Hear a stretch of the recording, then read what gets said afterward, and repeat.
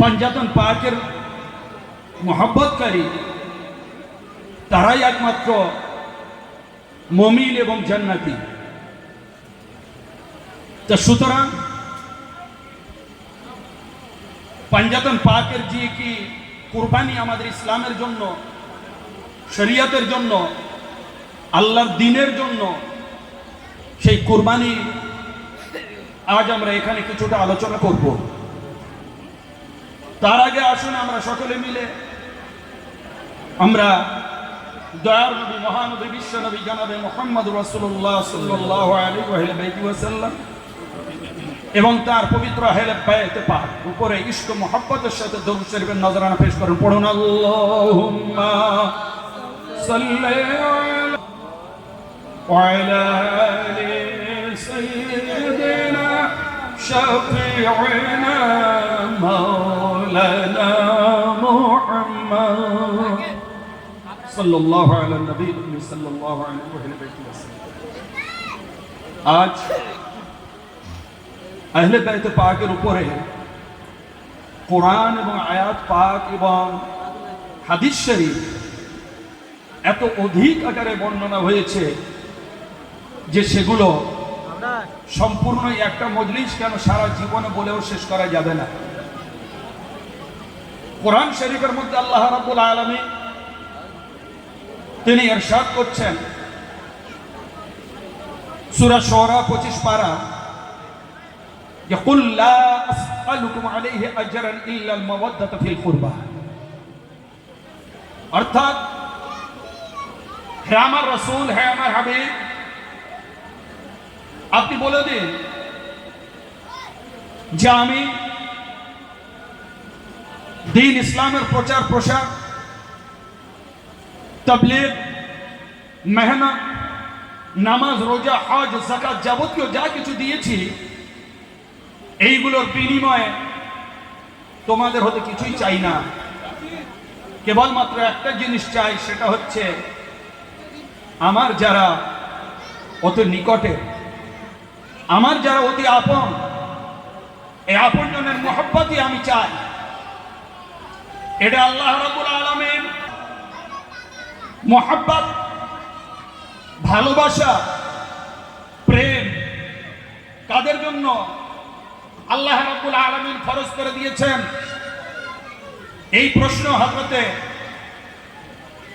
আব্দুল্লাহ ইবনে আব্বাস রাদিয়াল্লাহু তাআলা আনহু দয়ার নবী পাককে করলেন, ইয়া রাসূলুল্লাহ মান হুম ওয়াজাবাত আলাইনা মাওয়াদ্দাতুহুম।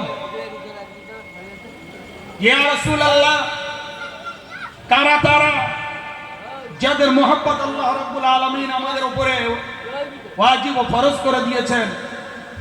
তখন দয়ার নবী বলছেন, আলীউন ফাতিমা ওয়া আবনাহুমা। অর্থাৎ আলীর মহব্বত, ফাতিমার মহব্বত, হাসান ও হোসেন পাক আলাইহিমুস সালাম পাকের মহব্বত। তাহলে বোঝা যাচ্ছে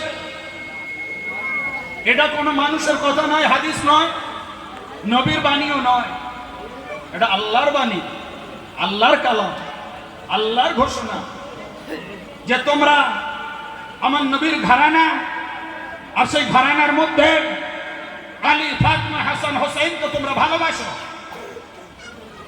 এটা ওয়াজিব।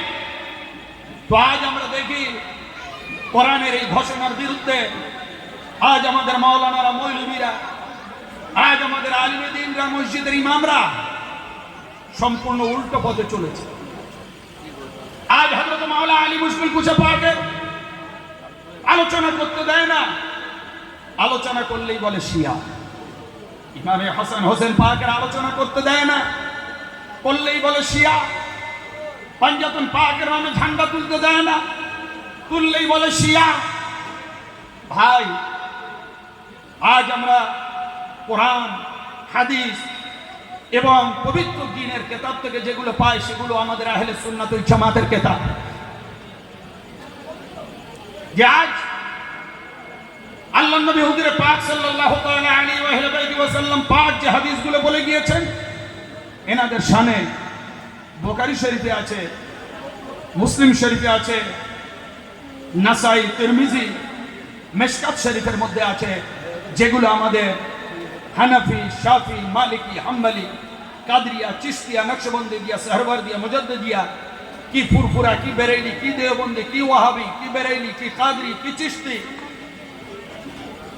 সমস্ত মাদ্রাসায় পড়ানো হয়। সমস্ত মাদ্রাসায় এসব কিতাব পড়ানো হয় এবং সেই কিতাবগুলোর হাওয়ালা দিয়ে আমি আপনাদের সামনে তুলে ধরব যে কোরআন, তাফসীর, আহলে বাইত পাকের বর্ণনায় পরিপূর্ণ লাভ করেছে। 86 হাদিস এনাদের বর্ণনায় সম্পূর্ণ পরিপূর্ণ। যে আজ আল্লাহ নবী সাল্লাল্লাহু তাআলা আলাইহি ওয়াসাল্লাম পাক তিনি ঘোষণা করে দিলেন, তোমরা আলীকে ভালোবাসো, ফাতেমা, হাসান, হোসেনকে ভালোবাসো। এটা আল্লাহর ইচ্ছা। তাহলে এটা কিসের জন্য? না সাহাবায়ে কেরাম ওনারা এসেছেন আমাদের দয়ার নবী পাক সাল্লাল্লাহু আলাইহি ওয়াসাল্লাম পাকের কাছে কিছু মূল্য দিতে। মূল্যটা কি? না হুজুর, আপনি দ্বীন প্রচার করেছেন, আপনি মেহনত করেছেন, নামাজ দিয়েছেন, রোজা দিয়েছেন, হজ দিয়েছেন, যাকাত দিয়েছেন, এইগুলোর একটা বদলা, এইগুলোর একটা টাকা, এইগুলোর একটা অর্থ, এইগুলোর একটা মজুরি আপনি নিন। তা আমার হুজুর কিছু নিলেন না, দুনিয়ার মজুরি। তো স্বয়ং আল্লাহ ঘোষণা করে দিলেন, হে আমার হাবিব, আপনি বলে দিন এদেরকে, অর্থাৎ সাহাবায়ে কেরামকে, যে তোমাদের কাছে কোনো মজুরি আমি চাই না, কেবলমাত্র একটাই জিনিস চাই আমার দ্বীন ইসলামের তাবলীগের জন্য বিনিময়, সেটা হচ্ছে আলী, ফাতেমা, হাসান, হোসেনের মুহাব্বত আলাইহিস সালাম। এটা কোরআন। কোরআন সমস্ত মাদ্রাসায় পড়ানো হয়, কি বেরেলি, কি হানাফি, কি শাফি, কি মালিকি, কি হাম্বলি, কি দেওবন্দি, কি তাবলীগি, সমস্ত মাদ্রাসায় কোরআন পড়ানো হয়। আর এই আয়াত 25 পারা সূরা সূরার মধ্যে আছে। এইবারে আসুন আল্লাহ নবী হুজুরে পাক সাল্লাল্লাহু তাআলা আলাইহি ওয়া সাল্লাম পাকের আরেকটা ঘোষণা আমরা শুনি কোরআন শরীফের আলোকে। এই পবিত্র মাহে মুবারক জিলহজ মাস, হজের মাস। এই হজের মাসের মধ্যে একটা বিখ্যাত ঘটনা ঘটেছে। আমরা তো খালি মনে করি কুরবানি আছে, হজ আছে, এছাড়াও একটা বিখ্যাত ঘটনা ঘটেছে। সেটা হচ্ছে আমার নবী পাক সাল্লাল্লাহু আলাইহি ওয়াসাল্লাম পাকের উপরে একটা ওহী নাযিল হয়, আদেশ নাযিল হয়, একটা হুকুম নাযিল হয়। সেটা হচ্ছে এই, ইয়া আইয়ুহা রাসূল বাল্লিগ মা উনজিলা ইলাইকা মির রাব্বিক ওয়া ইন লাম তাফআল ফামা বাল্লাগতা রিসালাতাহু। অর্থাৎ হে আমার রাসূল, আপনি পৌঁছে দিন আপনার এই উম্মতকে, সাহাবায়ে কেরামদেরকে, যে হে আমার রাসূল, আপনি ওদেরকে বলে দিন সেই জিনিস, যে জিনিসটা আমি আল্লাহর তরফ থেকে আপনার উপরে নাজিল করেছি। আর যদি সেটা না পৌঁছান তাহলে কিছুই পৌঁছানো হলো না। চিন্তা করুন সেটা কি?